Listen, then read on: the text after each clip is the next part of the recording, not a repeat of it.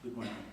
Swami Kripamanandaji is in Providence today to be present at the opening of the new building construction that the Vedanta Society of Rhode Island has completed.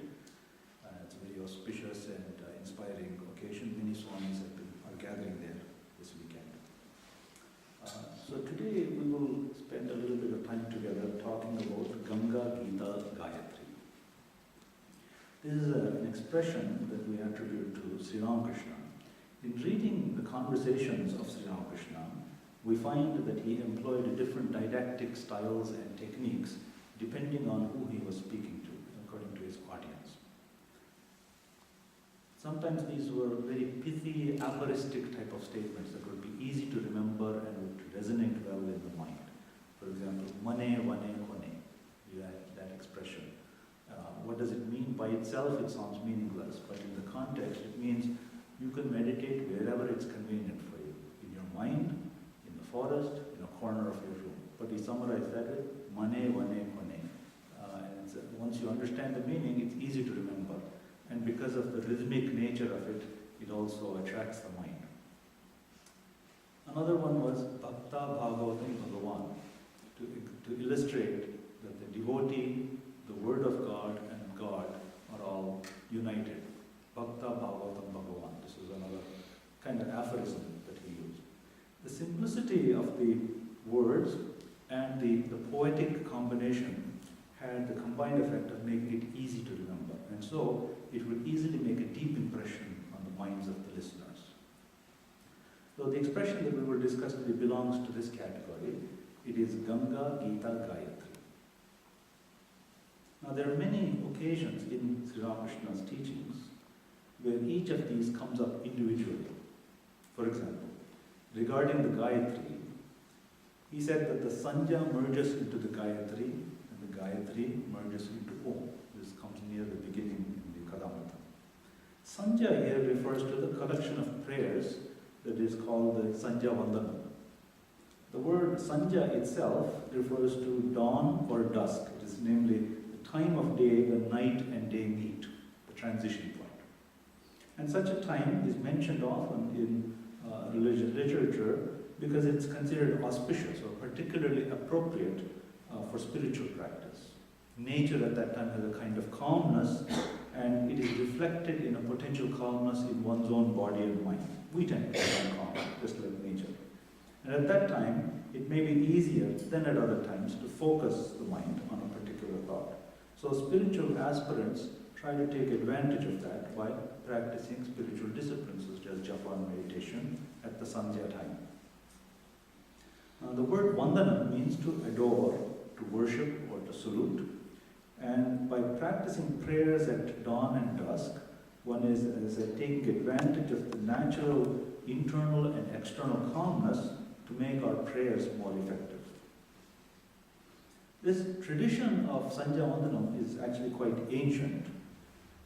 It's Vedic. The sacred thread ceremony is used to initiate youth into the world of prayer and spiritual practice. And in ancient times, you may be interested to know that the sacred thread was actually given to both boys and girls. So I'm not sure at what point that custom changed and it was restricted to boys. But at the time of initiation with the sacred thread, the prayers of the Sandhya Vandanam were taught, and there are quite a few prayers. And they include many beautiful Vedic chants. The Sandhya Vandanam also includes some rituals. It's not just prayers, it also includes some rituals such as the offering of water to ancestors and deities. But key amongst all of those prayers and rituals, key amongst them is a particular mantra from the Rig Veda, which is attributed to the Rishi Vishwamitra, and it's given in a meter called the Gayatri. So some people refer to any sloka in this meter as a Gayatri. So in some sense there are many Gayatris. But the mantra by Vishwamitra is in some sense the main one, the main Gayatri. So when Sri Ramakrishna says that the Sandhya merges into the Gayatri, he means that the most important mantra in the Sandhya Vandanam is the Gayatri mantra. As you continue to practice the prayer, repeat the prayers and practice the rituals of the Sandhya Vandanam, you tend to focus slowly, inevitably on the Gayatri mantra. So in course of time, one outgrows, as it were, the entire sandhya and the associated rituals and focuses just on the Gayatri. This has to happen in a natural way, but this, according to Sri Ramakrishna, is the intention of the sandhya mantra. Contemplation on the Gayatri mantra leads us deeper within ourselves to focus on the spiritual presence. Now, what is this Gayatri mantra to which such importance is attached? Gayatri mantra is actually beautiful from many points of view. Firstly, it is a prayer for wisdom. It says, may that light which is within me illumine my understanding. It's a prayer for understanding. In fact, it's more than that. It is not only a prayer for my understanding, but our understanding, the understanding of the community. May that luminous being illumine our understanding. It is a spiritual prayer in the sense that it doesn't ask for any external outcome. If we have wisdom and if we have understanding, then we can face any external circumstances. Moreover, it is a very unselfish prayer because it asks for the community to be illumined in this way, not just the individual. The word naha in the mantra is our, not mine, our. So repeating the Gayatri mantra with this understanding changes our perspective. It forms what we call the transition from petition prayer to contemplative prayer. Prayer, as it's analyzed by various people, has 3 stages roughly. The first is called petition. You ask for something. You ask for a certain outcome. Usually it's in our external circumstances. I'm engaged in this activity, make it successful. Or I'm trying to get this thing, let me get that thing. That's petition prayer. Or somebody is sick, let them be well. Eventually though, we understand something about this kind of prayer. That, namely, that we are not alone in wanting happiness. Everyone around us, and even those who we can't see, also want and deserve happiness. However, our prayers, if they are granted as we ask them, as we petition, may result in the unhappiness of others. For example, if you and I both apply for a position somewhere, and I pray that may I get the position, then I'm implicitly praying that you do not get the position. And therefore I'm implicitly praying for your unhappiness. If misery, sadness and unhappiness are states of mind that I find painful and would like to avoid, then it stands to reason that you also find them painful and would prefer to avoid them. Thinking in this manner, our prayer undergoes a change, and we find it difficult to pray so openly for specific outcomes. Rather, our prayer becomes more for understanding. There's a beautiful story in the life of the Buddha, which I'm sure perhaps many of you are familiar with. When Buddha was alive, one lady came to him and told him that something terrible had happened. Her child had died, her baby had died. In fact, she brought the baby. And so when she told Buddha this, Buddha asked her, could you please bring me some mustard seed? Now in saying this, the woman had the expectation maybe he had some miraculous way of bringing the baby back to life. That was her hope. So she said, I can surely get you mustard seed. But then Buddha added the condition, please bring the mustard seed from a home where there hasn't been any death. She thought surely there must be such a place. So she went around from home to home asking, would you please give me some mustard seed? And of course everyone said, surely we'll give you mustard seed. But no, there's a condition. Has there been any death in this household?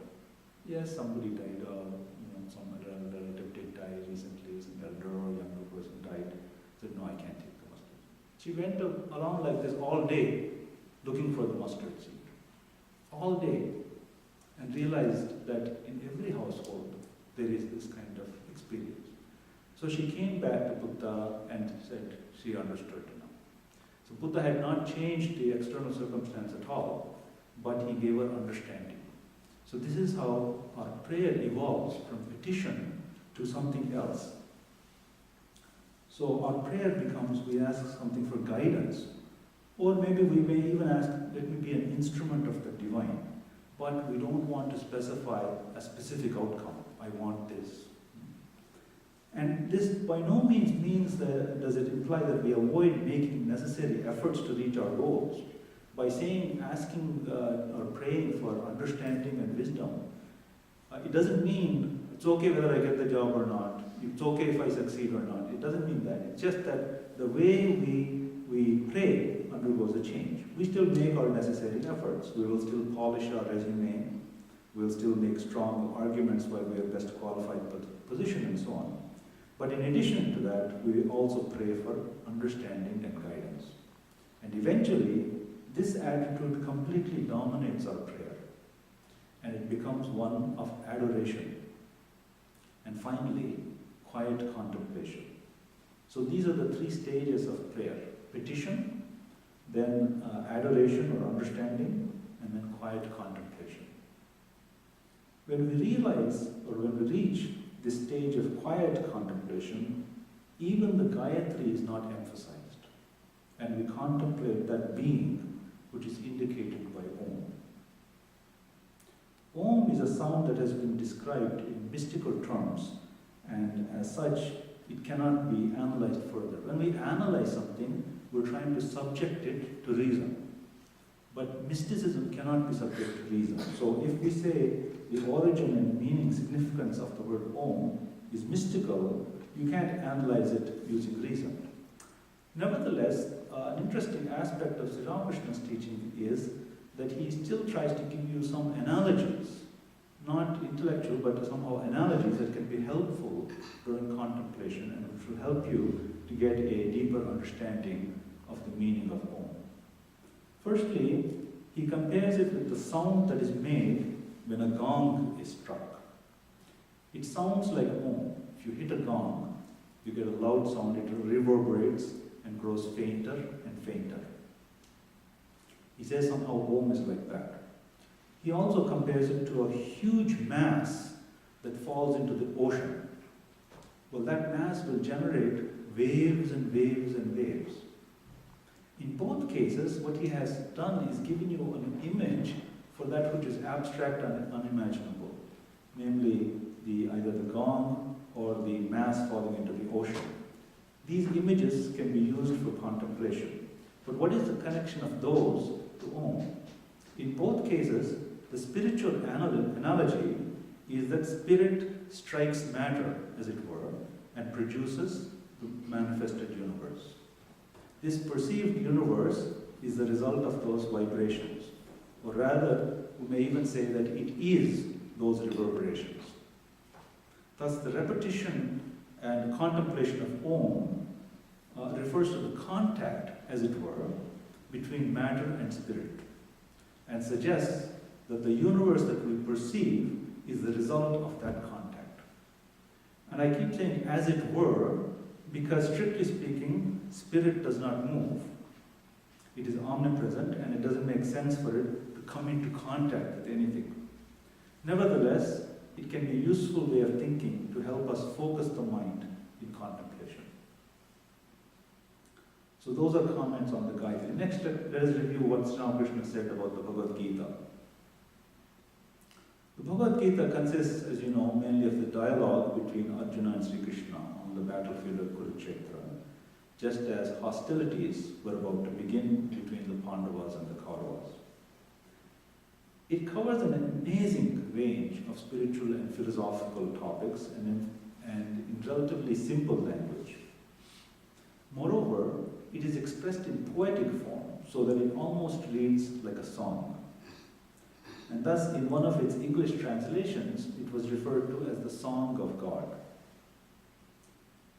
Finally, the setting being a battlefield, the Gita is redolent with the idea of living the spiritual life in the midst of the battlefield of daily life, and even in the battlefield of our own crises, life's crises.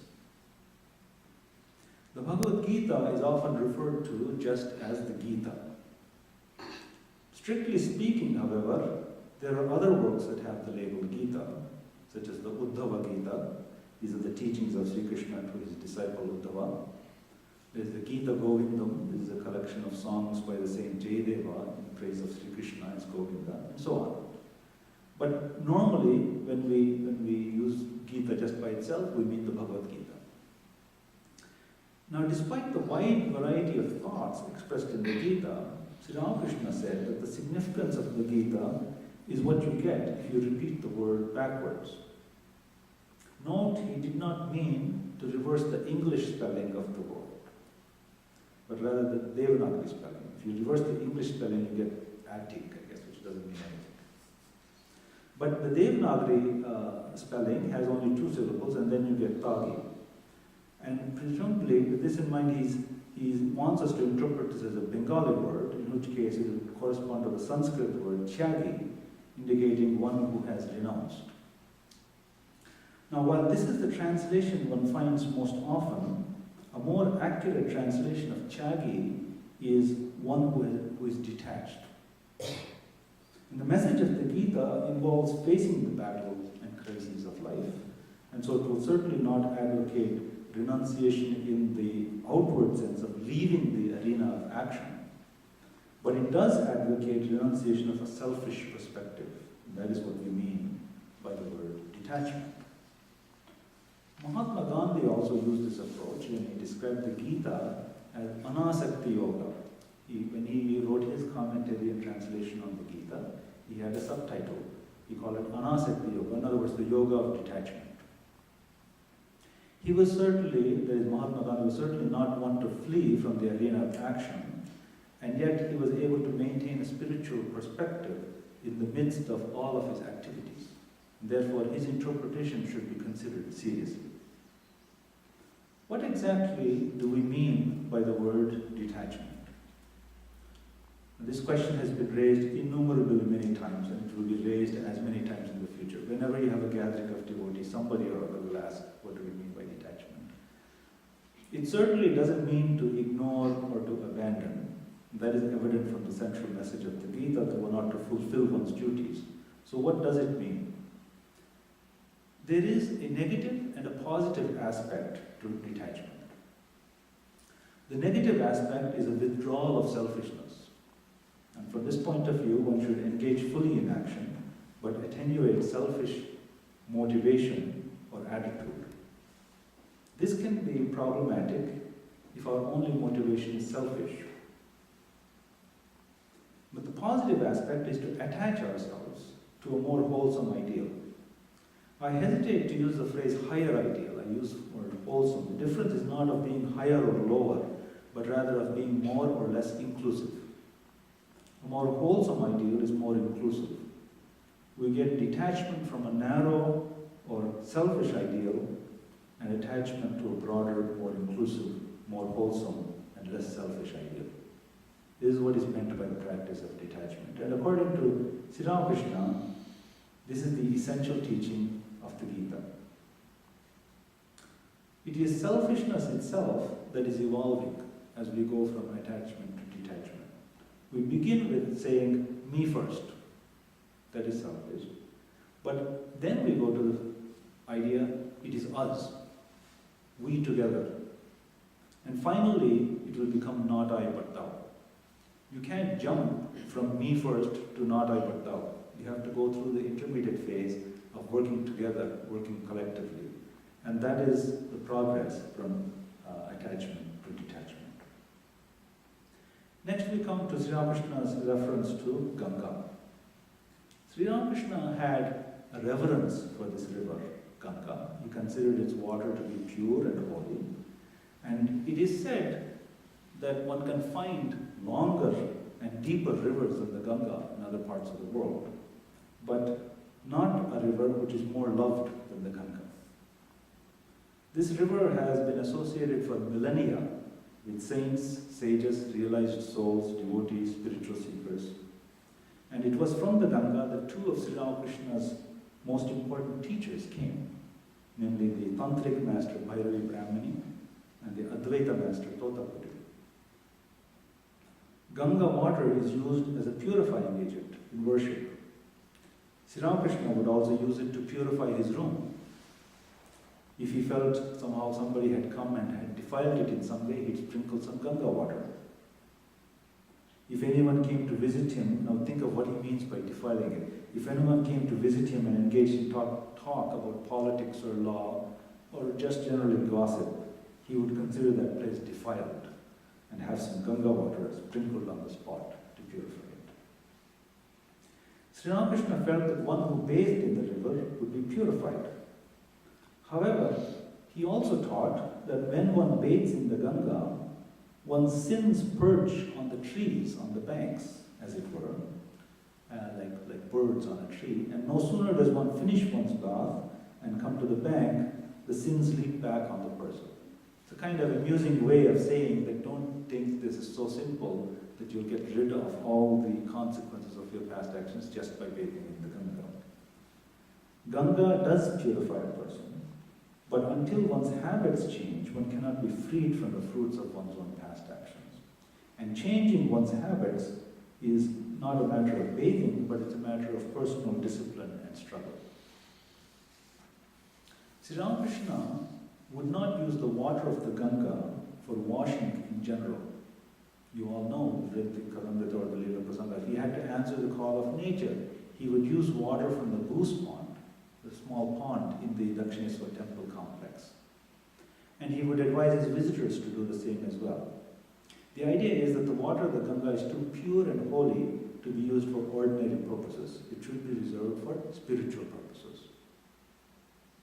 Of course, we might ask, where did the water in the pond come from? And very likely, it also came from the Ganga. But Sri Ramakrishna does not raise the question and probably would not have been impressed with this kind of logic. From a philosophical point of view, he certainly knew that all water is the same. However, he also knew that all water could not therefore be used for the same purpose. There is water in the gutter, there is water in the pond, and there is the Ganga water. One is fit for use in worship, another is fit for drinking, and another for washing, and another is not fit for anything. Though it is all water, its suitability and uses are different. This actually is an extremely important point in the teachings of Sri Ramakrishna, and I'm going to elaborate on that now. He actually used this to illustrate a very important philosophical principle. The student of Advaita will hear that everything is the manifestation of the universal spirit, Sarvam Kalvidam Brahma. For those that have realized this is a living principle, those who have experienced it, it's a living principle. And there were visitors, many holy people, who came to the Dakshineswar temple who actually practiced this. Once there was one such a holy man, and Hriday, Sri Ramakrishna's attendant, got hold of him and asked him, teach me something from my spiritual life. Imagine living with Sri Ramakrishna, he went after this visitor and said, teach me something that will help me in my spiritual life. And the visitor, the saint said that when the water of the Ganga and the water in the gutter, water in the Ganga and the water in the gutter are the same to you, then you should know that you have realized the truth.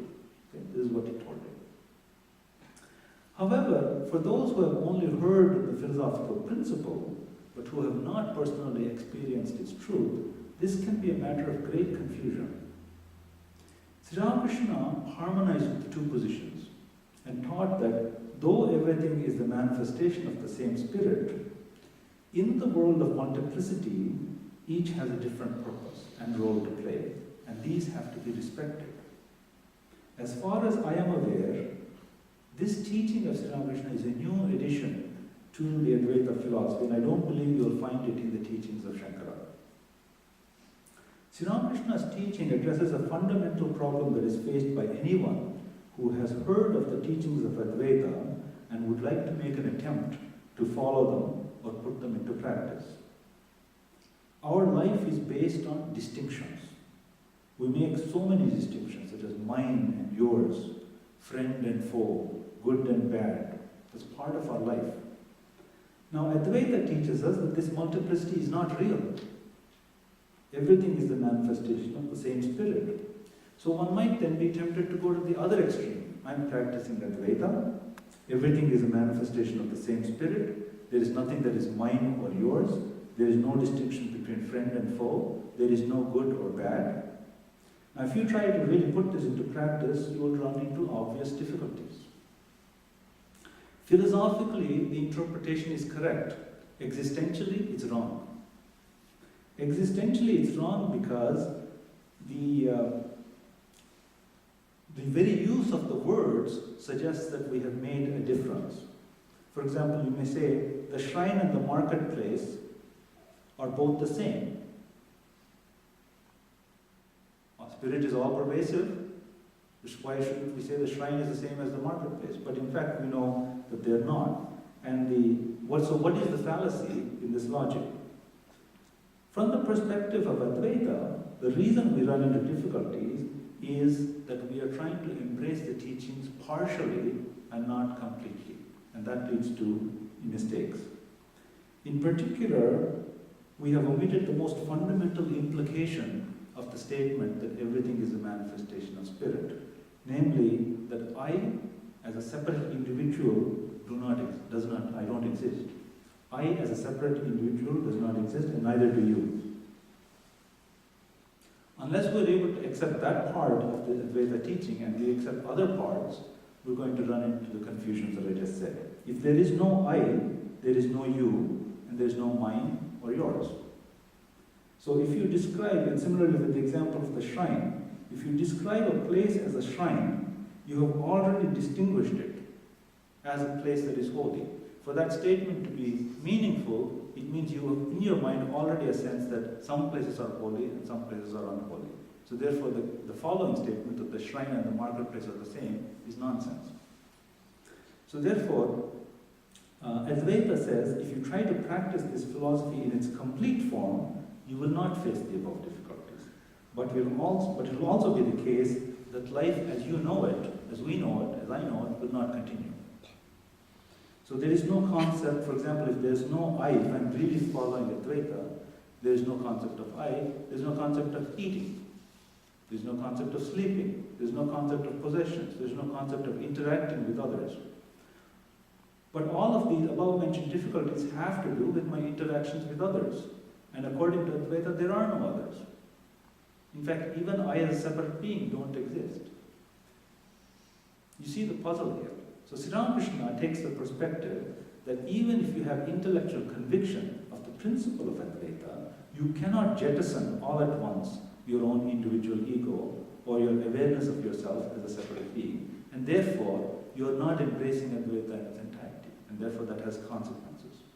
It is a process of gradual unfolding. Therefore, he introduced several teachings that allow us to begin the translation of intellectual conviction into practice, while not throwing our entire life into a state of total confusion. And one of these is to say that though all water is the same, some water is fit for certain uses only, and other water is only fit for other uses. It's actually a brilliant reconciliation of those two.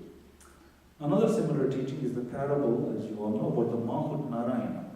You know the story. A student heard in his class that all beings are the manifestation of God.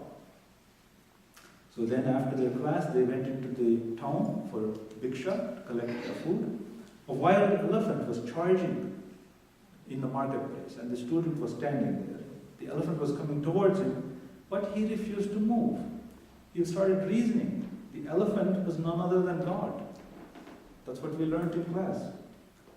Now the Mahut, the driver of the elephant, had lost control, so he was shouting desperately to warn people to get out of the way.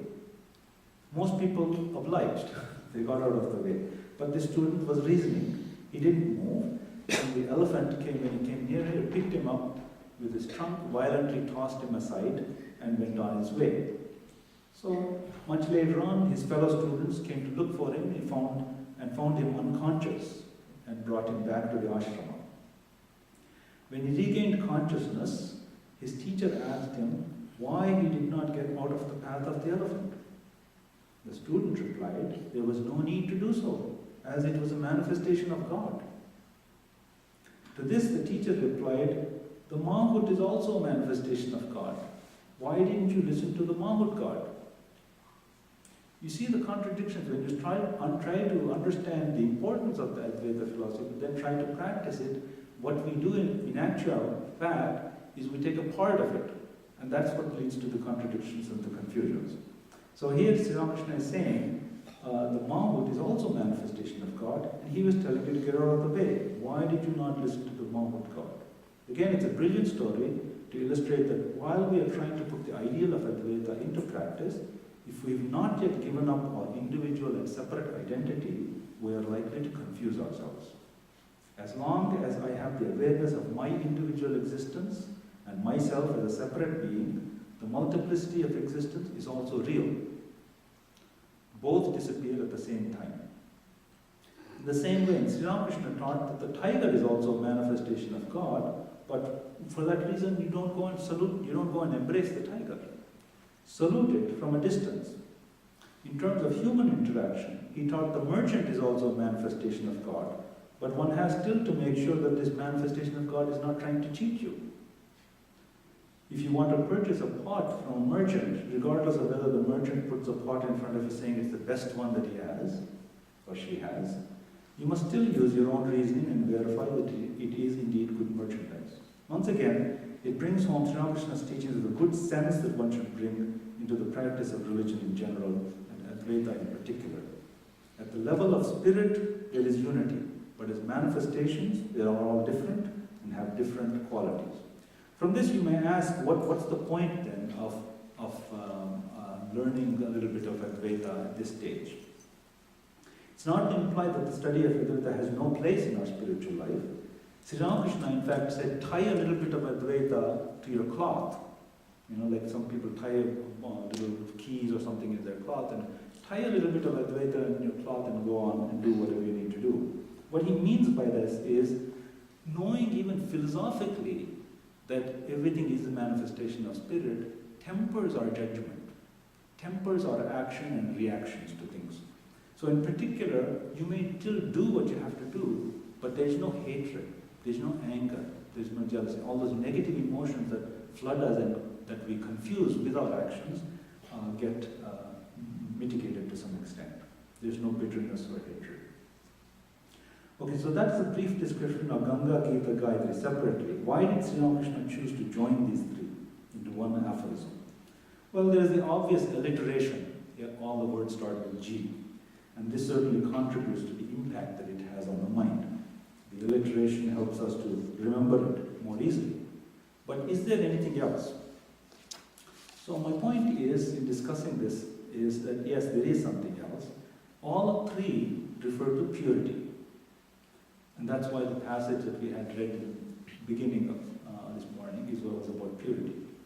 Bathing in the waters of the Ganga gives us physical purity. Studying the Gita gives us mental purity. And repeating the Gayatri gives us spiritual purity. So taken together, the aphorism actually is a recipe for spiritual practice. Purity is, of course, not only essential in spiritual life, but in life in general. From the most material to the most spiritual levels, purity is something we all value and treasure.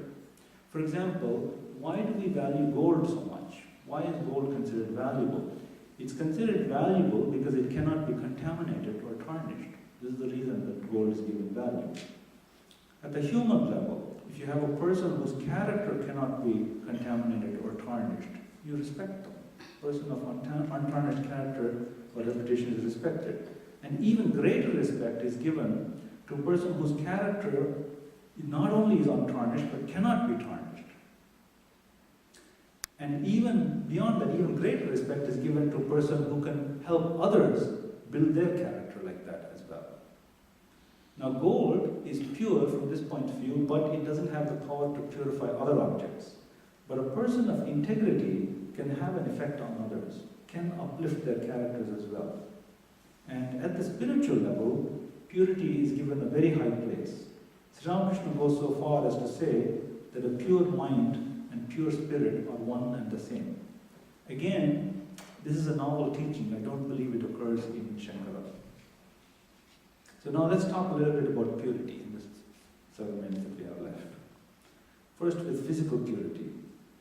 Cleanliness and personal hygiene are not to be disregarded. Just because one is practicing spiritual life, we can't say, no, I'm beyond those kind of things. They're important for our own physical well-being, also for our ability to interact with others. We may say that our goal is spiritual or intellectual. We're not too interested in giving our physical situation much attention. But you all know, if you don't eat properly, if you don't get sufficient rest, body becomes weak, you will fall ill. Now, how much spiritual practice can you do when you are ill? We have to see what we eat is clean, nutritious, and appropriate for our constitution. And our sleeping area, our bathing area should be kept neat, uncluttered, and clean. These are all simple and obvious facts, but they're aspects of physical purity that help us to maintain good health.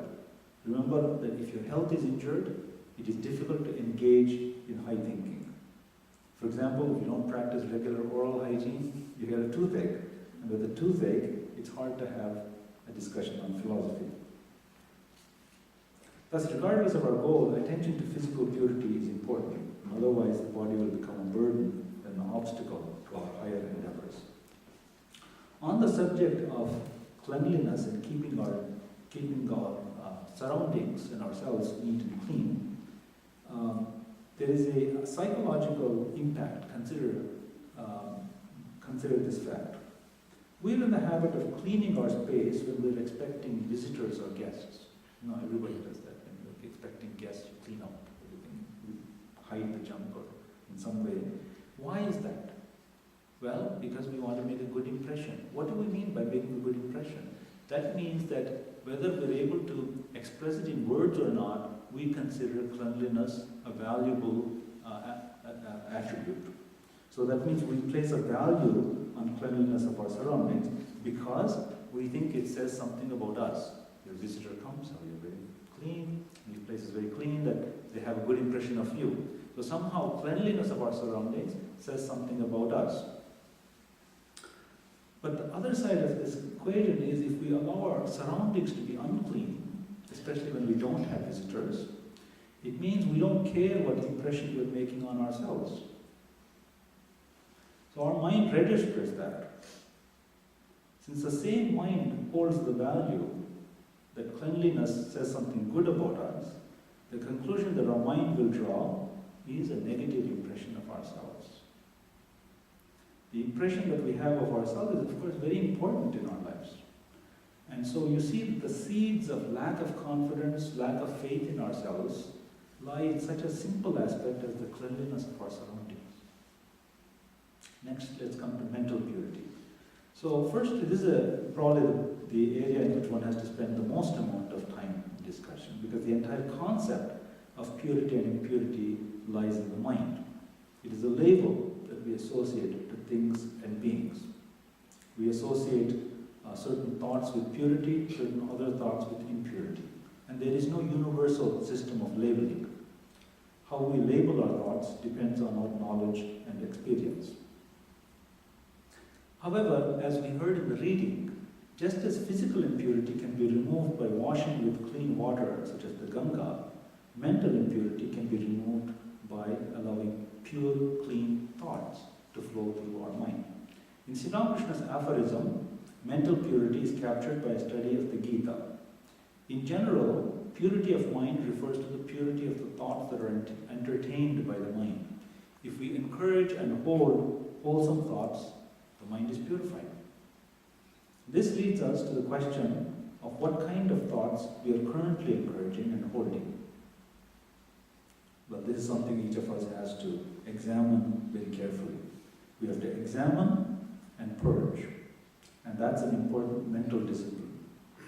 Often we're holding thoughts that we don't know we're holding, but we know the consequences. They cause us pain, sometimes even harm. We may not know that we're holding them, or we may know that we're holding them, and yet we're not able to let go of them.